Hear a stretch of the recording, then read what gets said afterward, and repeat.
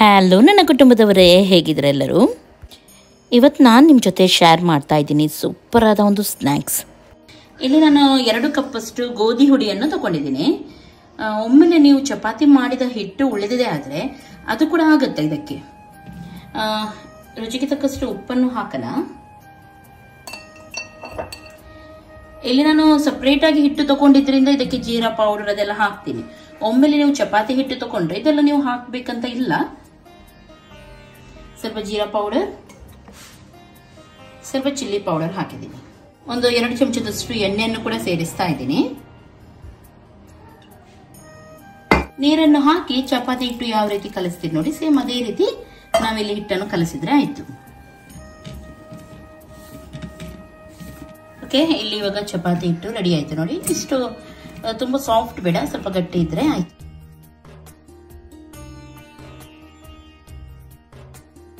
Okay, ಒಂದು ಉಂಡೆಯನ್ನು ತಗೊಂಡು ಇದನ್ನು ಲಟ್ಟಿಸೋಣ.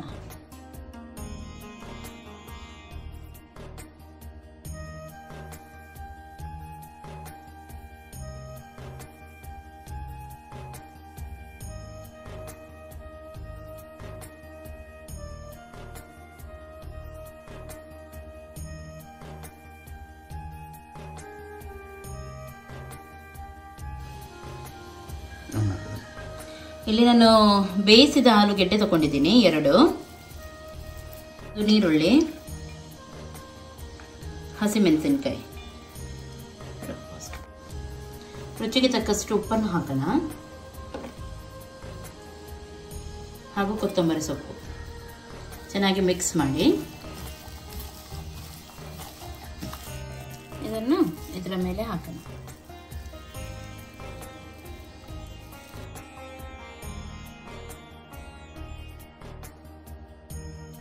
ಸ್ವಲ್ಪ ಚಿಲ್ಲಿ ಪೌಡರ್ ಹಾಕ್ತಾ ಇದ್ದೀನಿ.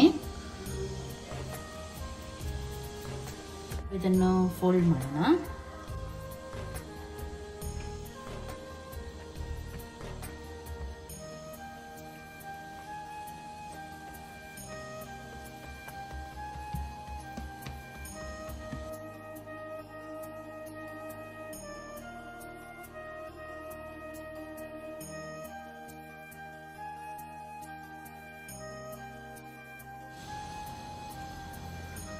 ಕಟ್ ಮಾಡ್ತಾ ಇದ್ದೀನಿ.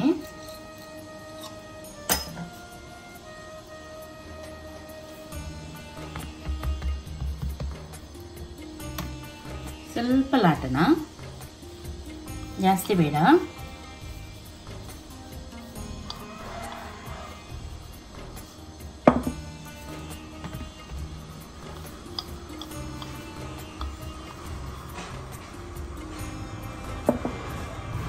ಈಗ ಇಡ್ಲಿ ಪಾತ್ರೆ ಅಥವಾ ಯಾವ್ದಾದ್ರು ಪ್ಲೇಟ್ ಇದೆ ಆದ್ರೆ ಅದಕ್ಕೆ ಸ್ವಲ್ಪ ಗ್ರೀಸಿಂಗ್ ಮಾಡೋಣ ಆಯಿಲ್.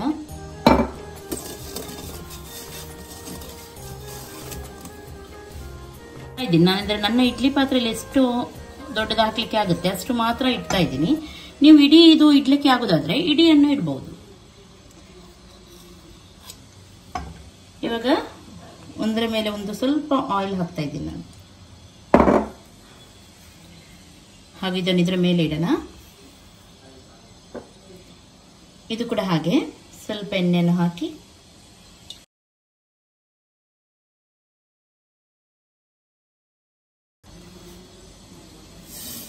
ಇದನ್ನು ಇವಾಗ ಇದರ ಮೇಲೆ ಇಡ್ತಾ ಇದ್ದೀನಿ ನಾನು.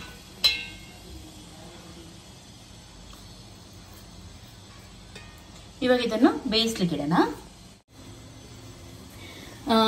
ನೀರನ್ನು ಬಿಸಿ ಮಾಡ್ಲಿಕ್ಕೆ ಇಟ್ಟಿದ್ದೀನಿ. ಒಂದು 10 ನಿಮಿಷ ಬೇಯಿಸಿದ್ರೆ ಸಾಕು.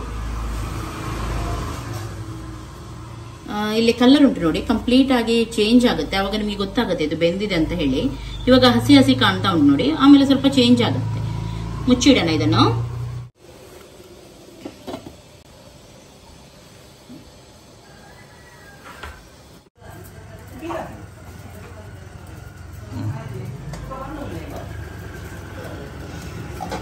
ಓಕೆ, ಇವಾಗ ನೋಡಬಹುದು ಕಲರ್ ಕಂಪ್ಲೀಟ್ ಆಗಿ ಚೇಂಜ್ ಆಗಿದೆ. ನಿಮಗೆ ಇದು ಸಾಫ್ಟ್ ಅಂತ ಎನಿಸಬಹುದು. ಇವಾಗ ಇದನ್ನು ತಣ್ಣಗಾಗ್ಲಿಕ್ಕೆ ಹೊರಗಡೆ ತೆಗೆದಿಡೋಣ. ಆಮೇಲೆ ಅದು ಗಟ್ಟಿ ಆಗುತ್ತೆ. ಆಮೇಲೆ ನೀವು ಈಸಿಯಾಗಿ ಇದನ್ನು ರಿಮೂವ್ ಮಾಡಬಹುದು, ತೆಗಿಬಹುದು.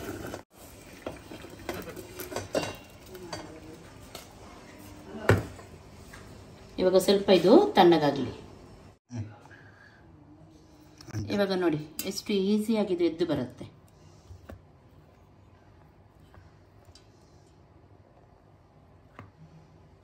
ಕಂಪ್ಲೀಟಾಗಿ ತಣ್ಣಗಾದ್ಮೇಲೆ ತೆಗೀರಿ ಆಯ್ತಾ.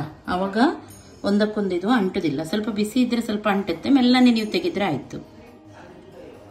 ಇವಾಗ ಇದನ್ನು ಪೀಸ್ ಮಾಡ್ತಾ ಇದ್ದೀನಿ ನಾನು.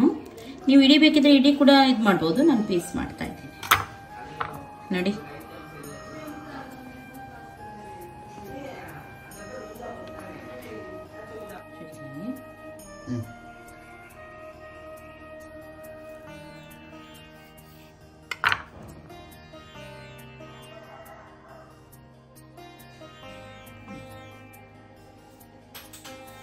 ಇವಾಗ ನಾನಿಲ್ಲಿ 3 ಮೊಟ್ಟೆ ತಗೊಂಡಿದ್ದೀನಿ. ಒಮ್ಮೆಲೆ ಮೊಟ್ಟೆ ತಿನ್ನದವರು ಉಂಟು ನೋಡಿ, ಈ ಸ್ಟೆಪ್ಪನ್ನು ನೀವು ಸ್ಕಿಪ್ ಮಾಡಬಹುದು. ನಾನು ಹೇಳ್ತೀನಿ ನಿಮ್ಗೆ ಏನು ಮಾಡ್ಬೇಕಂತ ಹೇಳಿ. ಇವಾಗ ನಾನಿಲ್ಲಿ ಮೊಟ್ಟೆ ತಗೊಂಡಿದ್ದೀನಿ. ಇದಕ್ಕೆ ಸ್ವಲ್ಪ ಉಪ್ಪು,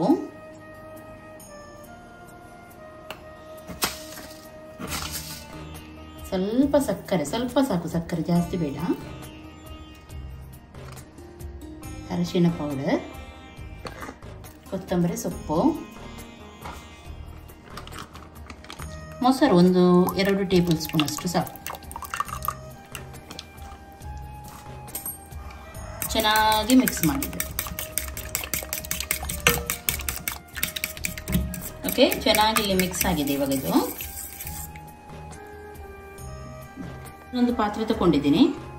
ಇದರಲ್ಲಿ ಎಣ್ಣೆಯನ್ನು ಹಾಕೋಣ. ಡೀಪ್ ಫ್ರೈ ಬೇಕಿದ್ರೆ ಡೀಪ್ ಫ್ರೈ ಕೂಡ ನೀವು ಇಲ್ಲಿ ಮಾಡಬಹುದು. ನಾನಿಲ್ಲಿ ಸ್ವಲ್ಪ ಆಯಿಲ್ ಹಾಕಿ ಫ್ರೈ ಮಾಡ್ತೀನಿ. ಒಮ್ಮೆಲೆ ಮೊಟ್ಟೆ ತಿನ್ನದವರು ಇದನ್ನು ಡೈರೆಕ್ಟಾಗಿ ಹೀಗೇನೆ ಫ್ರೈ ಮಾಡಬಹುದು ಆಯಿಲಲ್ಲಿ. ಅಥವಾ ನೀವು ಸ್ವಲ್ಪ ಕಡಲೆ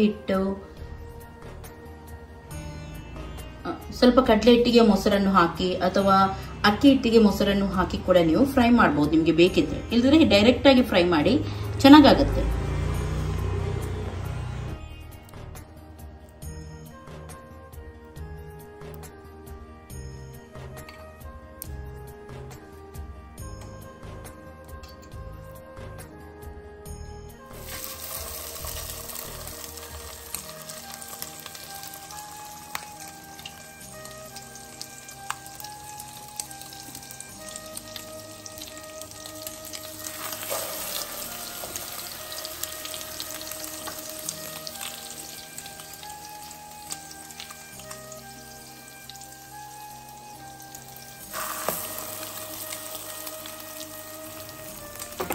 ಒಮ್ಮೆಲೆ ಬಾಜಿ ಚಪಾತಿ ಎಲ್ಲ ಉಳಿದ್ರೆ ಈ ರೀತಿ ನೀವು ಸ್ನ್ಯಾಕ್ಸ್ ಮಾಡಬಹುದು.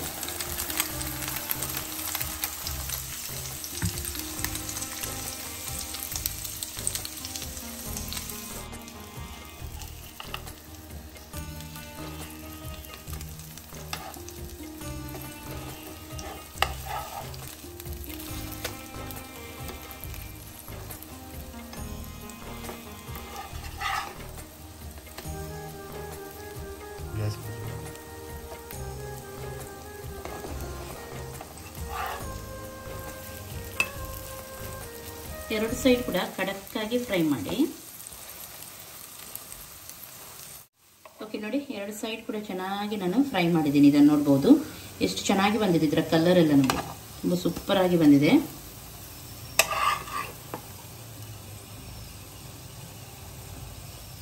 ಇವಾಗ ಇದನ್ನು ತೆಗೆಯೋಣ.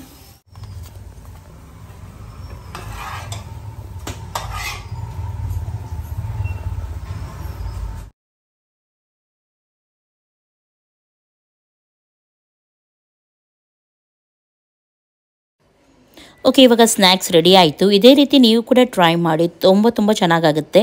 ಮಕ್ಕಳಿಗೆ ಖಂಡಿತವಾಗ್ಲೂ ಎಲ್ಲರಿಗೂ ಕೂಡ ಇಷ್ಟ ಆಗುತ್ತೆ ಇದು. ಇವತ್ತಿನ ರೆಸಿಪಿ ಲೈಕ್ ಆಯ್ತು ಅಂತಂದರೆ ಒಂದು ಲೈಕ್ ಮಾಡಿ, ನಿಮ್ಮ ಫ್ರೆಂಡ್ಸ್ ಜೊತೆ ಎಲ್ಲರ ಜೊತೆ ಶೇರ್ ಮಾಡಿ. ಹಾಗೂ ನನ್ನ ಚಾನಲ್ಗೆ ಇನ್ನೂ ಕೂಡ ಸಬ್ಸ್ಕ್ರೈಬ್ ಮಾಡಲಿಲ್ಲ ಅಂತಾದರೆ ಸಬ್ಸ್ಕ್ರೈಬ್ ಮಾಡಿ. ನಾಳೆ ಸಿಗ್ತೀನಿ. ಎಲ್ಲರಿಗೂ ಟೇಕ್ ಕೇರ್. ಬಾಯ್ ಬಾಯ್.